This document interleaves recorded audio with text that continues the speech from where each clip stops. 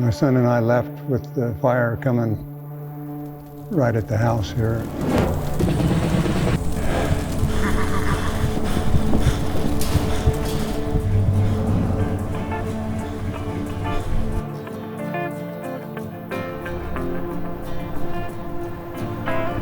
The wind was blowing so hard that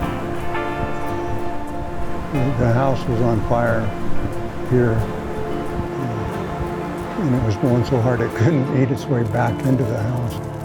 That was the condition.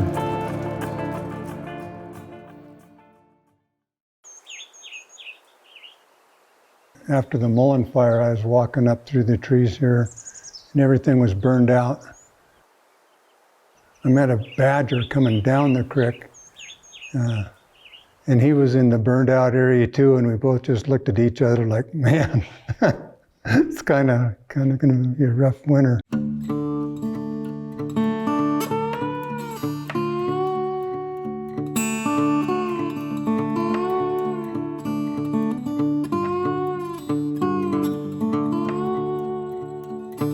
I grew up here with the land and watched it grow and change, and there's been so many changes since I first came that it's incredible.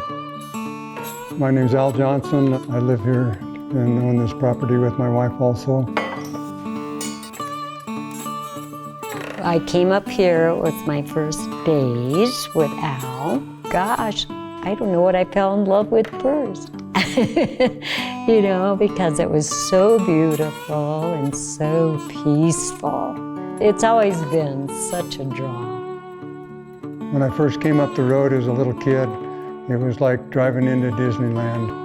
There was so much wildlife everywhere. It was a deer area, and it was a fantastic deer area, but the amount of wildlife abundance that goes along with that was incredible.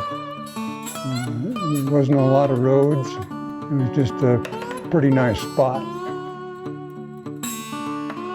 One of my favorite moments was when I was here alone and I could see probably around 30 to 50 elk coming towards the house. And so I sat and watched them and waited. And then I needed firewood. It was, you know, a winterish time of year. And so I finally thought, well, it was dark, I could sneak out, and then I could hear them talking all around me.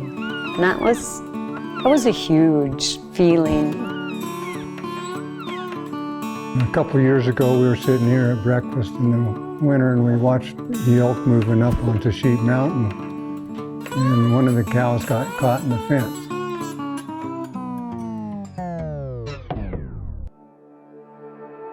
You just kind of want to look away and not see what tragedy occurs with it. People don't have the money to redo a fence. They don't have the time to redo a fence. I was able to go over and get to her in time and cut it out. And she went on up the hill. You see what needs to be done because you are here and you're witnessing changes, subdivisions coming westward and taking over the habitat. We're pretty much being surrounded by development everywhere. I've just seen it change so much in my lifetime. We started thinking about what the future of our ranch would be. Not only if it, you know, is in our family for generations, which we hope, but if somebody else has it. The property is so beautiful that it would be a perfect way for some investor to make some money should it have to be sold.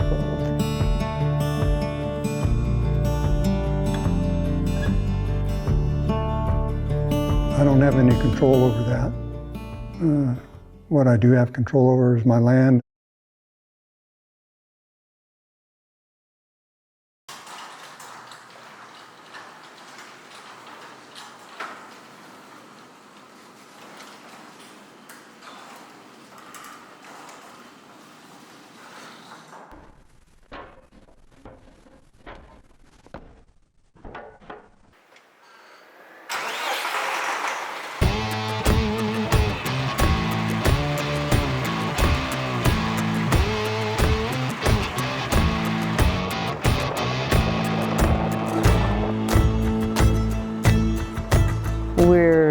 trying to make our family capable of staying here as long as they can by continue making it agricultural. We just started thinking about options. I'd heard of conservation easements from local ranchers in the area, and I started looking into it. I think people don't understand the aspects of the process that it involves doing an easement. It's not like a, one contract fits all. You tailor it to what you want. You can make a contract that suits your property.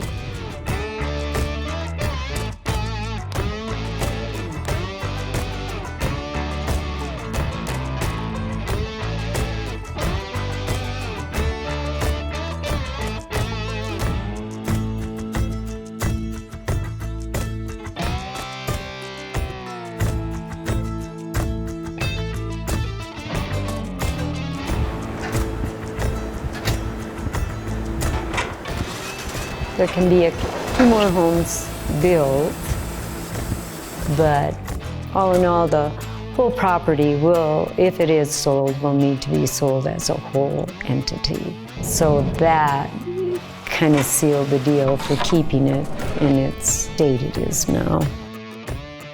For me, it was just a peace of mind. Anything can happen at any time, so yeah, I was glad to get it finalized where there wouldn't be a bump in the road and it went south. It's a protection that goes far beyond my death.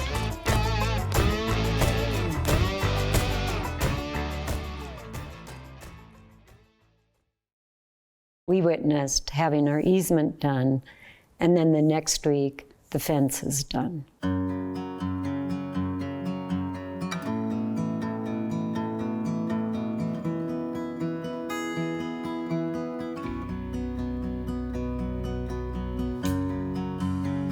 We took advantage of the fire to replace maybe 4 miles of fence into wildlife-friendly fence, which is a high-use area.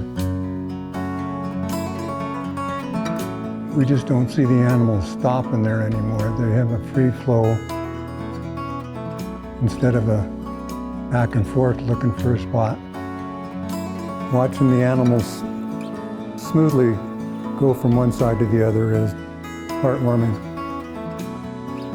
Where we laid down that fence this morning, and the fence adjacent to that is a heavily used winter ground for the deer and the elk.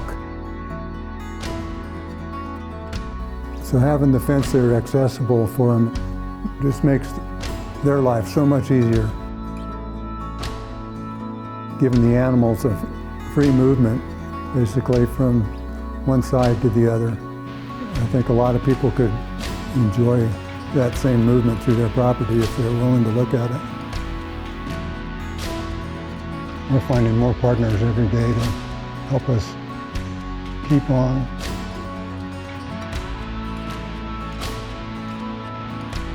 We will have to redo some interior fences, and they will all be wildlife friendly. It needs to be a goal to let the animals move freely, whether it's across the interstate or across my yard.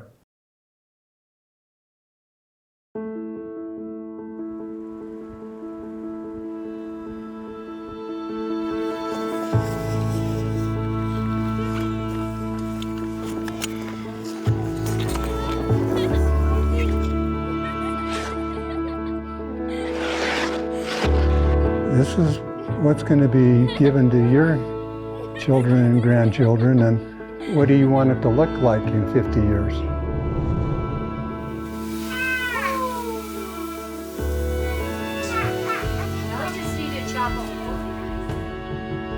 And that's the biggest thing for me. I wanted to have a say in that. This was just a small, this is what we can do to make it better. And we're pretty small potatoes.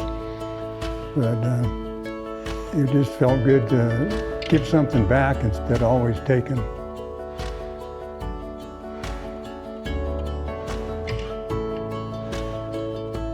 It's like your heart opens because you see the expanse, and now after doing a conservation easement, we know that it will be, and it's like stepping into another world.